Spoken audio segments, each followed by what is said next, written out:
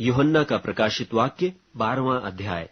फिर स्वर्ग पर एक बड़ा चिन्ह दिखाई दिया, अर्थात एक स्त्री जो सूर्य ओढ़े हुए थी और चांद उसके पांव तले था, और उसके सिर पर 12 तारों का मुकुट था, और वह गर्भवती हुई और चिल्लाती थी, क्योंकि प्रसव की पीड़ा उसे लगी थी, और वह बच्चा जनने की पीड़ा में थी। और एक और चिन्ह स्वर्ग पर दिखाई दिया, और देखो, एक बड़ा लाल अजगर था, जिसके 7 सिर और 10 सींग थे, और उसके सिरों पर 7 राज मुकुट थे, और उसकी पूंछ ने आकाश के तारों की 1/3 को खींचकर पृथ्वी पर डाल दिया। और वह अजगर उस स्त्री के सामने जो जच्चा थी खड़ा हुआ, कि जब वह बच्चा जने तो उसके बच्चे को निगल जाए।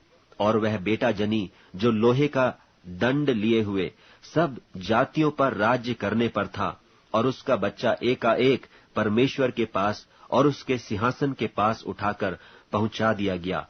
और वह स्त्री उस जंगल को भाग गई, जहां परमेश्वर की ओर से उसके लिए एक जगह तैयार की गई थी, कि वहां वह 1260 दिन तक पाली जाए। फिर स्वर्ग पर लड़ाई हुई। मिकाएल और उसके स्वर्गदूत अजगर से लड़ने को निकले, और अजगर और उसके दूत उससे लड़े, परंतु प्रबल न हुए, और स्वर्ग में उनके लिए फिर जगह न रही। और वह बड़ा अजगर, अर्थात वही पुराना सांप जो इबलीस और शैतान कहलाता है और सारे संसार का भरमाने वाला है, पृथ्वी पर गिरा दिया गया, और उसके दूत उसके साथ गिरा दिए गए। फिर मैंने स्वर्ग पर से यह बड़ा शब्द आते हुए सुना कि अब हमारे परमेश्वर का उद्धार और सामर्थ और राज्य और उसके मसीह का अधिकार प्रकट हुआ है, क्योंकि हमारे भाइयों पर दोष लगाने वाला, जो रात दिन हमारे परमेश्वर के सामने उन पर दोष लगाया करता था, गिरा दिया गया। और वे मेमने के लोहू के कारण और अपनी गवाही के वचन के कारण उस पर जयवंत हुए, और उन्होंने अपने प्राणों को प्रिय न जाना, यहाँ तक कि मृत्यु भी सह ली।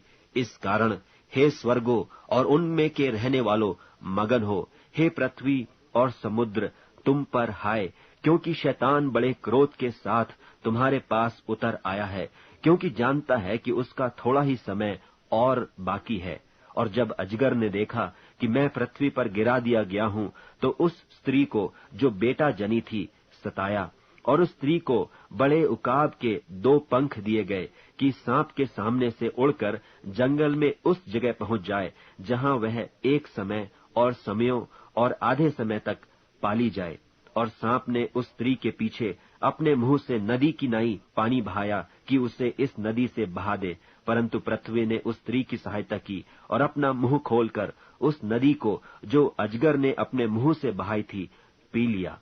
और अजगर स्त्री पर क्रोधित हुआ, और उसकी शेष संतान से, जो परमेश्वर की आज्ञाओं को मानते और यीशु की गवाही देने पर स्थिर हैं, लड़ने को गया, और वह समुद्र के बालू पर जा खड़ा हुआ।